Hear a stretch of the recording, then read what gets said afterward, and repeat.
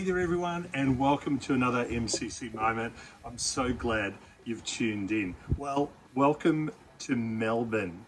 Look at this blue sky behind me. Today we have experienced everything from hail, thunder, lightning, rain, torrential rain, extraordinary wind, and yet here we are, blue sky, and it is just gorgeous out here. So thanks for joining me, but welcome to Melbourne weather. It's quite extraordinary. In fact, if I was to turn the camera around, I'd show you a bunch of clouds that are rolling in. So don't be fooled. It could change at any moment. But anyway, last Sunday was just great. We had our vision morning and we had our annual general meeting as well. And if you missed out on the vision morning, then I'd encourage you, go, not yet, but at the end of this video, go and check it out. And you will hear all about the vision of Manningham Christian Centre and really what we as a group and a community are working towards at the same time as what God's doing in our hearts and our lives. But what I want to share with you right now is what I shared during the annual general meeting, the AGM. And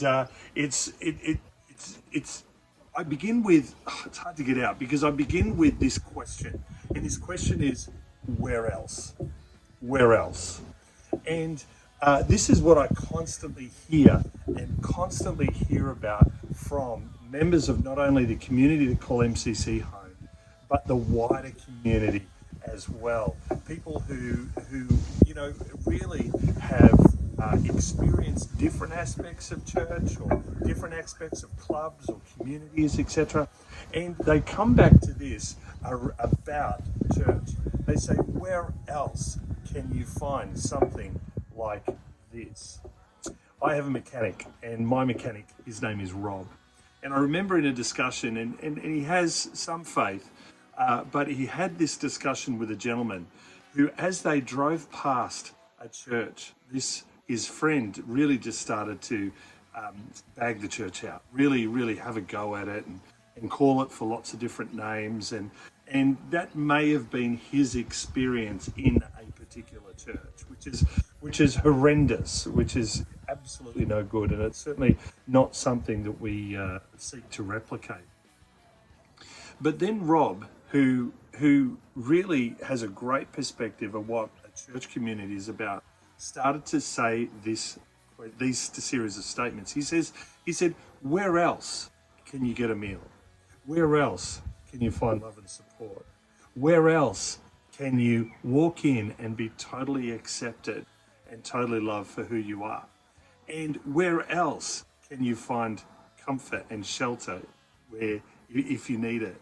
And Rob started to describe to him his experience of church as opposed that was completely different to this other guy's opinion about church.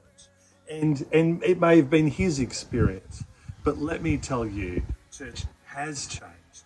Church is different, and we are so excited to see what God is doing in and through the life of Manningham Christian Centre.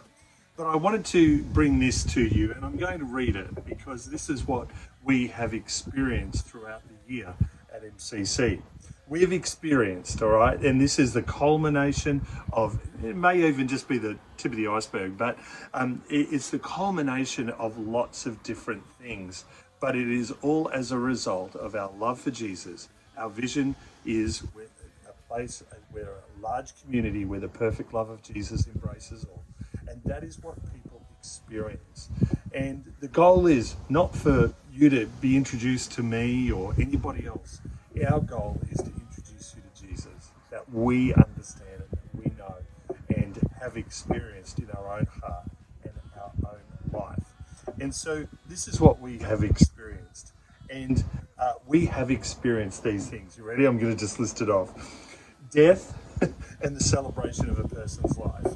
You know, some people have said to me, man, no one does a funeral like Manningham Christian Centre. Man, we pull all the stops out. We celebrate a person. We accommodate almost everything.